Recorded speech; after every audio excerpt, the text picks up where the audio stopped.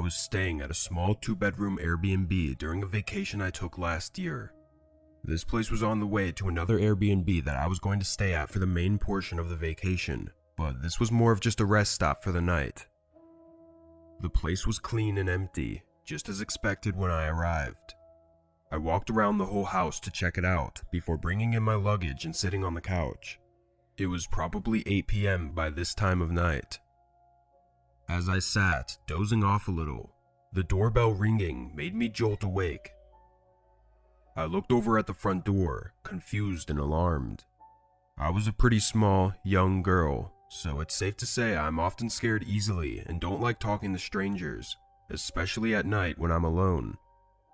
I got up and walked over to the door, hearing 2 men whispering to each other on the other side. The door didn't have a safety lock or anything, so I just kept the door shut and called out to them. "Hello? Hey, we're here for the Airbnb. Can you open the door?" A man called out. I loudly asked what they meant, not understanding what being here for the Airbnb was supposed to mean. He responded, saying that he had the place booked for the night. I knew there had to be some sort of mistake, so I told him, still yelling through the door, that I had it booked as well and that he needed to contact the owner. The man didn't seem happy about that, although if I were in his position, I'd be pretty upset too. I heard one pair of footsteps walk away from the door, while the other man asked again if I could open the door so that we could talk about it. I was about to give in, putting my hand on the doorknob, thinking that he seemed believable, but something came over me telling me to just play it safe. I said my husband would be down to figure it out in a few minutes. I didn't want them to think I was alone, so I was hoping that would catch him off guard if something was bad. The man didn't respond though. I waited for another minute because I didn't hear any footsteps leaving, but then I moved the short curtain to the side and looked out the small window. The man I'd seemingly been talking to was facing towards his car parked in the driveway, and past him was one of the most terrifying things I've ever seen. A group of maybe 5 people was standing further down the driveway, kind of hiding as if waiting for a signal. They all had some form of face coverings, and I couldn't see the other side of the door, but I assumed there were even more people over there. Knowing that this was very likely a gang due to the city I was staying in, I was completely horrified. I backed away from the door, fully panicked and trying not to hyperventilate. I then went to the bedroom to get my phone and call the police, and I could hear more footsteps all around the house. It was like I was surrounded by a pack of wolves who at any minute could crush the windows and break inside. I took my phone into the bathroom with me and called 911, trying to remain calm. The operator also told me to be quiet and stay calm, as they were sending a group my way and would be there in just a few minutes. I stayed on the line, still hearing footsteps walking around outside the place, until the horrible sound of wood bending and then snapping came from the front door. I was crying profusely now, trying to muffle my mouth with my hand. I listened as a whole group of people ran inside, opening doors and cabinets before one approached the bathroom door and tried the handle. "Here," he yelled, then walked away. The group continued looting the house before sirens were heard in the distance and they began to scatter out of the place. They had all left by the time the police got inside, and all of my luggage was gone, and my car had its windows shattered and was looted as well. One of the officers sat with me to discuss some details, and he informed me that they've been having problems with large groups or gangs breaking into homes recently. They don't think the main goal is to hurt the residents at all, but rather to just rob them of everything, so that's likely why they left me alone in the bathroom, knowing I wasn't a threat. Whether their intentions were to harm me or not, it was still terrifying. I know it likely had little to do with me staying at the Airbnb that night, but it has still made me really anxious every single time I stay at an Airbnb now.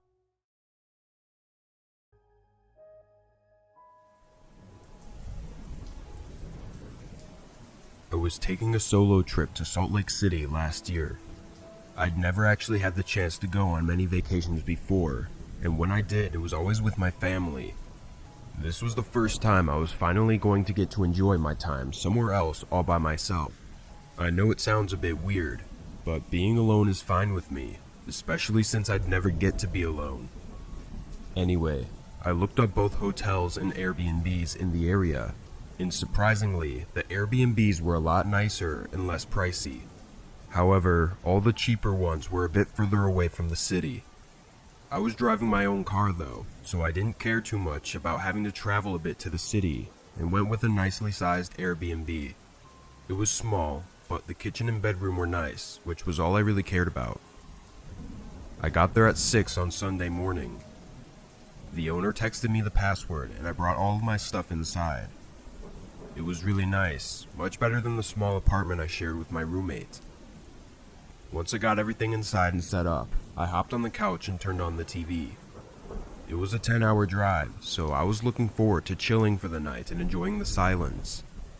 I fell asleep pretty quickly, but it was only around 7 o'clock, so my body woke me up a few hours later. The time was just past 10, and the TV was still on. I grabbed the remote and turned it off, then got up to get a glass of water before going to the bedroom. As I walked from the living room to the kitchen, I felt a strong, cold breeze brush against me.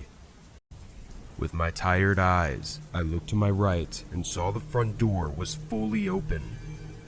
My eyes shot open and my heart pounded. I stared at the door for a moment, then looked around the room. I knew I had closed it and locked it, so this was really freaking me out.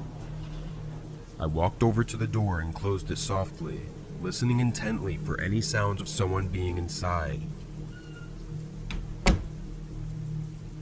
For reference, I'm not the biggest guy in the world, but I am fairly tall and in shape, so unless an intruder had a gun, I felt confident I could force them away. I grabbed a kitchen knife, still being quiet, and walked room to room, checking every inch of the house. Nobody was there. This only confused me more, and I sent a text to the homeowner asking if someone was supposed to come over tonight or something, explaining what happened. It was late though, so I didn't expect a response right away. I went around to every door, locking each one, then quickly checked the house again. While more awake than I was before, I was still really tired. I went to bed and fell asleep with no trouble. When I woke up though, I was much less calm than I was before. I heard something from outside. Not outside the house, but outside my bedroom door.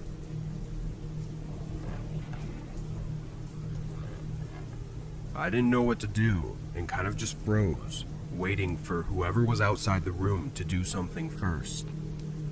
As I sat there in bed, I thought about how the person could have possibly gotten in. The only person who would have the password to the door was the homeowner, so honestly, in that moment, I was sure it was him. This gave me more courage, thinking it must be some creepy guy who likes to spy on the people who stay at his Airbnb. I got out of bed, still not having heard anything else, and grabbed my phone from the nightstand to call the cops. I must have made too much noise though, because almost right away, someone started running away from the door and toward the front of the house. That only frightened me more, knowing the intruder was standing right next to the bedroom door the entire time. I dialed 911, but during the time it took for the cops to arrive, nothing else happened. The person had left. I found a hotel to stay at for the rest of the vacation, but what's crazy is that the owner of the Airbnb gave me a refund, as he was able to prove it wasn't him. He was very concerned about it, and he was actually a really nice old man. It was already creepy enough when I thought it was the owner, but knowing that it was just some random guy makes it even worse. I don't know how he was able to get in, or why he was stalking me, but it still gives me chills thinking about it. The part I think about the most is waking up and seeing the front door open. Now that I know that someone was actually in the house, that meant that whoever it was came in and saw me asleep on the couch, then proceeded to do whatever it was they came there to do. It's just really unnerving and creepy, It makes me never want to be at an Airbnb alone.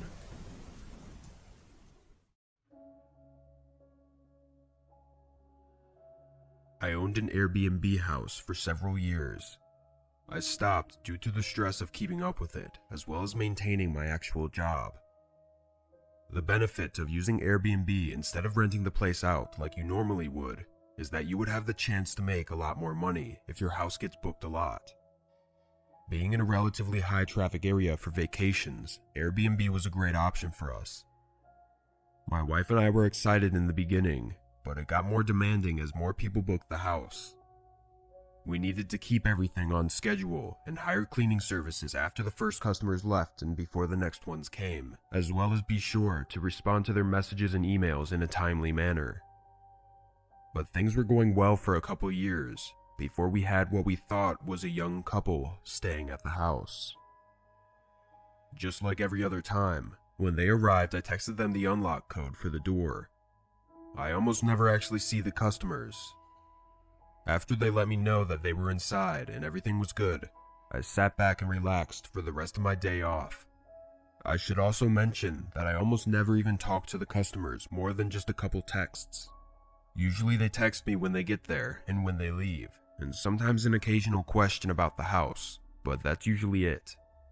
But as 9 o'clock came around and I was just about to get ready for bed, I got a text from the young man staying at the house. It was short, saying he was going to call me in a minute, and then a minute later he called. I already had a bad feeling when I saw the text, but what he said still surprised me. He said that the water wasn't working in the house. Of course, I apologized, though I didn't understand how that could be possible. But living in a house without water is unacceptable, so I knew I had to get it fixed immediately. I asked if I could come check it out really quick so that I could have someone come in the morning to fix it. He agreed, being very polite about the whole thing, and I drove over there a few minutes later. Pulling into the driveway, I noticed 2 cars. At the time, this wasn't necessarily a red flag, but more just an odd thing I noticed because they were apparently a young couple on vacation for a single night, so I didn't understand why they would rent 2 separate cars. I thought someone must be visiting them, which actually isn't allowed, but I didn't mind so much. I walked up to the front door and knocked, before entering the code and walking inside. It was very quiet. I expected them to be waiting for me, but they weren't anywhere that I could see. I probably should have looked around for them first, but I was tired and just wanted to get this over with. The first thing I wanted to check was the main water valve to make sure there wasn't a leak or a flood, so I went down to the basement and over to the valve. Everything seemed normal, no water anywhere or signs of damage. I was confused, but then I fiddled with the valve and immediately heard water start rushing again. I turned it more, realizing it had been completely shut off manually. I stayed in the basement for another minute, trying to understand why this was done, before I started to get a really uncomfortable feeling, especially since I didn't even see the people when I walked inside. I just couldn't see how it could have been anyone other than them who turned off the water, which meant they were trying to get me to come over on purpose, or maybe give them a discount on their stay for the inconvenience. I decided I was going to leave and get in my car, then try calling them back just to be safe. I got up and started walking towards the stairs, until I heard the basement door open, followed by multiple sets of footsteps walking down. When they got to the bottom, 3 men stood there. "Is it fixed?"